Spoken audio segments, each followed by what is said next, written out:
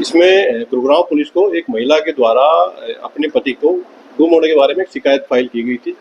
तो लेटर उन महिला के द्वारा 2-3 दिन बाद एक अन्य शिकायत पुलिस को दी गई और उसके द्वारा एक व्यक्ति को बाई नेम करवाते हुए एक एफआईआर रजिस्टर कराएगी कि उसके पति के किसी जानकार दोस्त के द्वारा उसके साथ एक रेप की घटना को अंजाम दिया गया है। तो पुलिस के द्वारा दोनों ही मामलों में एफआईआर रजिस्टर कर ली गई थी। तो इसमें पुलिस के द्वारा जो गुमशुदा व्यक्ति था उसकी तलाश स्टार्ट की गई। तो जिस व्यक्ति को महिला के द्वारा बाई नेम करवाया गया था, सबसे पहले रविंदर उस व्यक्ति का नाम था, उसको हिरासत में लेकर के घटना के बारे में पूछताछ की गई। उसके द्वारा एक्सेप्ट किया गया कि उसने जो वो गुमशुदा व्यक्ति था उसकी अपने कुछ अन्य दोस्तों के साथ मिलकर के हत्या कर दी है और हत्या के बाद उसके शव को कहीं छिपा दिया है।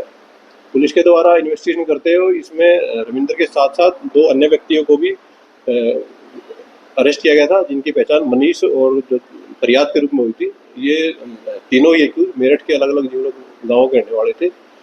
पुलिस के द्वारा इन सब लोगों को अरेस्ट करके और एक डीप इंटरोगेशन की गई और पुलिस कस्टडी सभी एक्यूज की कोर्ट से हासिल की गई।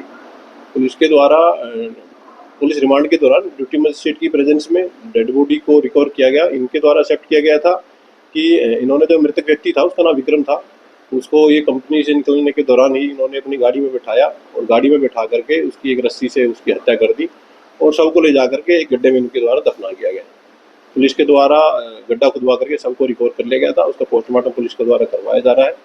इसी केस की इन्वेस्टिगेशन के दौरान पुलिस के द्वारा ये जो मृतक व्यक्ति था विक्रम, इसकी पत्नी को भी पुलिस के द्वारा अरेस्ट किया गया है। इसकी पत्नी का नाम सोनी देवी है और वो स्थायी रूप से वो बिहार के गाँव की रहने वाली है। इस मामले में जिस व्यक्ति के द्वारा उस लाश को दफनाने के लिए गड्ढा खोदा गया था उसका नाम शंकरलाल है। करीब 60 वर्षीय ये व्यक्ति है। ये भी मेरठ उत्तर प्रदेश का ही रहने वाला है। तो इन सभी को पुलिस के द्वारा अरेस्ट कर लिया गया है। घटनाक्रम में ये खुलासा पुलिस के द्वारा किया गया है कि ये जो सोनी देवी थी जिसके द्वारा की अपने पति की गुमशुदगी की और एक रेप के एफआईआर रजिस्टर कराई गई थी, इसके तथा जो मेन एक्यूज था रविंदर, इन दोनों के बीच में कुछ इलिसिट रिलेशन थे और इन्हीं मूवमेंट्स का इन्होंने एक वीडियो अपने फ़ोन में कैप्चर किया हुआ था। जो मृतक था उसकी 13 वर्षीय बेटी के द्वारा वो वीडियो देख लिया गया और उसके बारे में अपने पिता को बताया गया। इसी बात का इन दोनों को पता लग गया तो उन्होंने बेसिकली गूगल से और यूट्यूब से सर्च करके इस हत्या की वारदात को का तरीका था उन्होंने सर्च किया और इसको इम्प्लीमेंट करते हुए इन्होंने इस व्यक्ति की हत्या करके इसके शव को दफना दिया था। तो इस पूरे घटनाक्रम में जिन जिन लोगों की संलिप्तता थी उन सभी को पुलिस के द्वारा फिलहाल तक अरेस्ट कर लिया गया है। जो भी कोई अन्य व्यक्ति होगा उसके खिलाफ भी पुलिस कार्रवाई करेगी।